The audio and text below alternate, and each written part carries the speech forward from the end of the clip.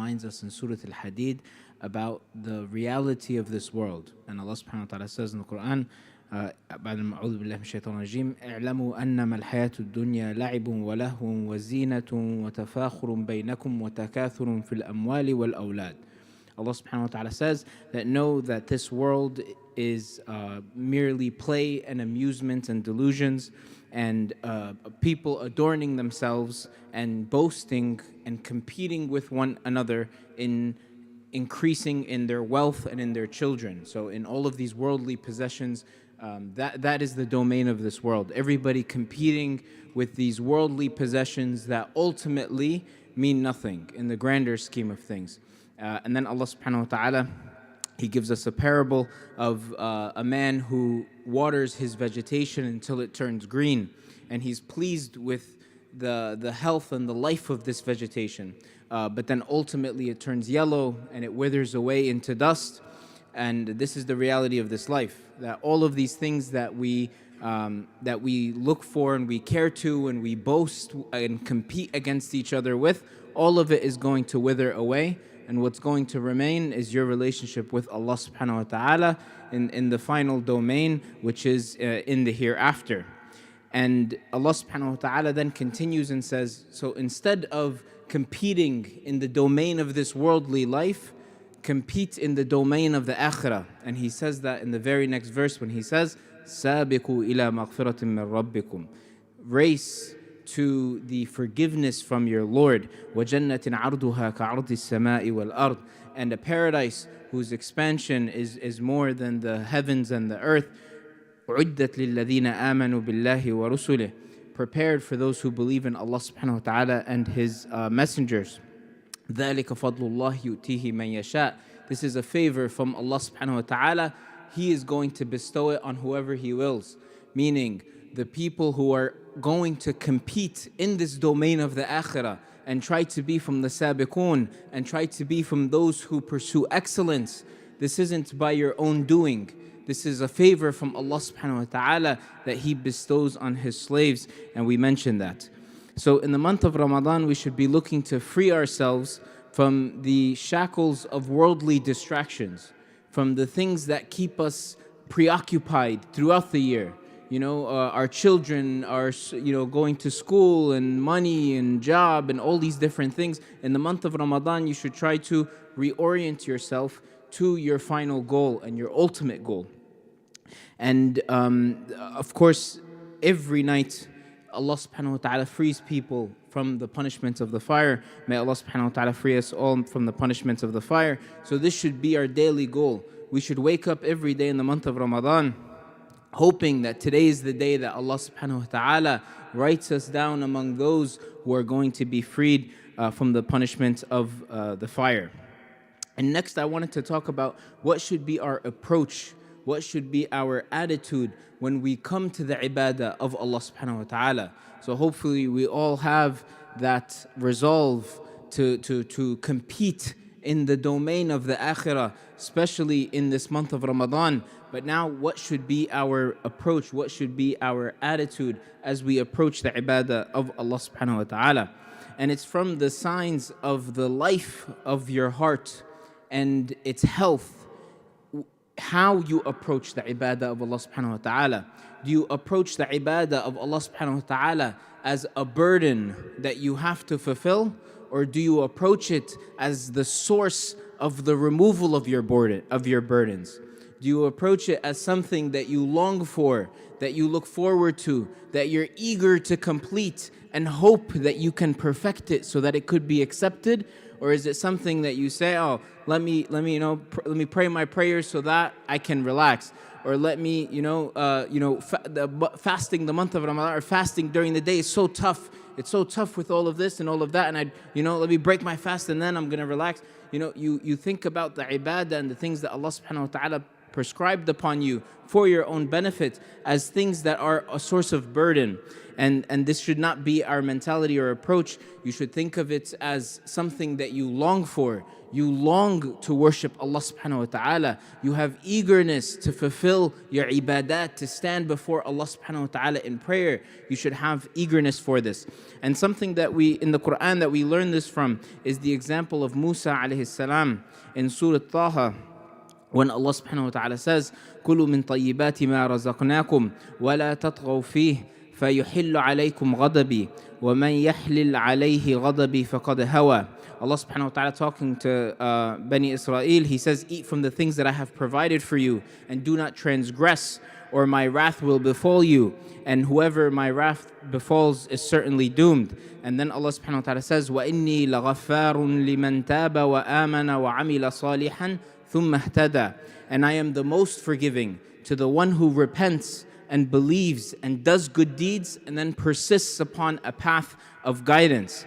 And then Allah subhanahu wa ta'ala, He addresses Musa alayhi salam, because Musa alayhi salam had an appointment to meet and to stand before Allah subhanahu wa ta'ala. So Allah subhanahu wa ta'ala says to him, وَمَا أَعْجَلَكَ عَنْ قَوْمِكَ يَا مُوسَى. And why have you come at such a haste that you've come ahead of your tribe? You've left them behind and you've hurried to me. So Allah subhanahu wa ta'ala knows the answer to this question, but He asks as a form of increasing in the honor of Musa alayhi salam. So He says, وَمَا أَعْجَلَكَ عَنْ قَوْمِكَ يَا مُوسَى. And then Musa alayhi salam, he responds, قَالَ هُمْ أُولَاءِ عَلَىٰ أَثَرِي وَعَجِلْتُ إِلَيْكَ رَبِّي لِتَرْضَى. Musa alayhi salam, he responds and he says, they are close behind me. You know, they're in my tracks, but I hastened towards you so that you will be pleased. So Musa alayhi salam, he knows he has an appointment, a meeting, a standing before Allah subhanahu wa ta'ala. He doesn't take, his time, try to, maybe I'll fit it in the last 5 minutes of the hour. He hurries, he hastens to his standing before Allah subhanahu wa ta'ala, litarda, so that you may be pleased. He looks for the pleasure of Allah subhanahu wa ta'ala. He has a longing towards his standing before Allah. And this is mentioned by some of the mufassirun who said that the longing of Musa alayhi salam for his Lord, for his meeting with his Lord, made the distance seem vast, and he wanted to cover that distance and rush and run so that he can meet his Lord, Allah subhanahu wa ta'ala.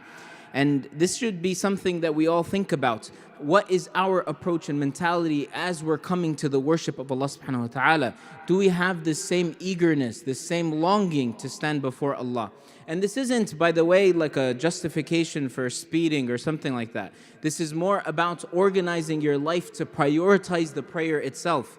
Of course, the Prophet ﷺ told us that when you come to the prayer, you should come with tranquility. You shouldn't come like running through a parking lot or throwing your car somewhere. But you should organize your life around and plan around trying to be early, trying to be there first. And of course, the Prophet ﷺ, he tells us that from the best of deeds, he said the first one is praying in its correct time, meaning early within its correct time. That's one of the best of deeds. Why?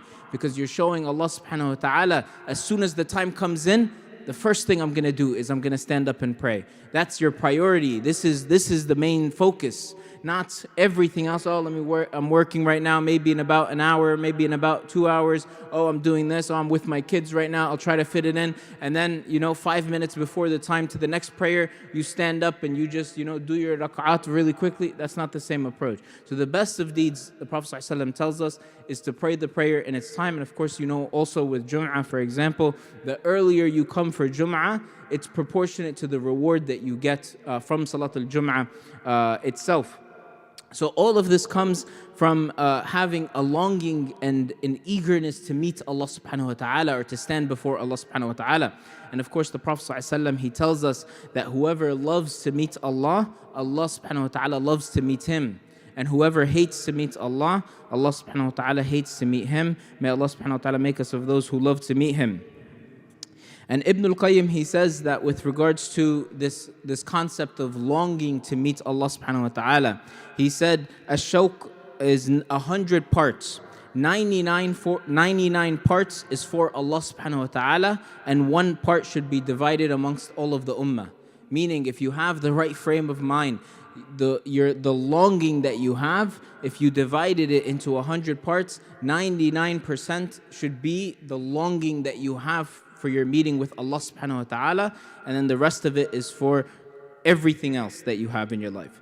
And the Prophet ﷺ, he used to make dua frequently, and one of the du'as that one of the companions, Ammar ibn Yasir, he teaches us is one of the du'as of the Prophet. It's a very long dua, so I'm not going to read the whole thing. But one of the things that he mentions in the dua is the Prophet ﷺ used to say, I ask you for the sweetness of looking upon your face and a longing to meet you in a manner that does not entail a calamity or will bring about a harm or trial for me. So the Prophet ﷺ used to make dua to Allah subhanahu wa ta'ala, and he would say that he has a longing to see Allah subhanahu wa ta'ala's face. May Allah subhanahu wa ta'ala make us of those who see his face in paradise. And he used to say, and he longs for the standing before Allah subhanahu wa ta'ala in a way that doesn't bring calamity, meaning in a good standing, to be standing before Allah subhanahu wa ta'ala on the Day of Judgment in a good standing.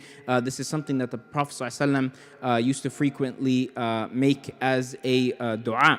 And now what's the opposite effect? So when a person is too attached to the dunya, he doesn't have this approach. He doesn't have this attitude when it comes to the worship of Allah subhanahu wa ta'ala. Like the Prophet ﷺ, we said earlier, the salah itself was a removal of the burden. He would tell Bilal radiallahu anhu, he would say, Arihna biha, right? Remove our burden with the prayer. But people have the opposite perspective, and you have the opposite perspective when you become too attached to the dunya, too distracted with the dunya. And you see many examples of this in the Quran when Allah subhanahu wa ta'ala says, يا أيها الذين آمنوا ما لكم إذا قيل لكم انفروا في سبيل الله اثاقلتم في الأرض إلى الأرض اثقلتم إلى الأرض أرضيتم بالحياة الدنيا من الآخرة فما متاع الحياة الدنيا في الآخرة إلا قليل. Allah subhanahu wa ta'ala says, O believers, what is the matter with you when you are told to march forth in the cause of Allah subhanahu wa ta'ala, that you cling firmly to your land? Meaning, and then he says, have you become pleased with this life over the hereafter?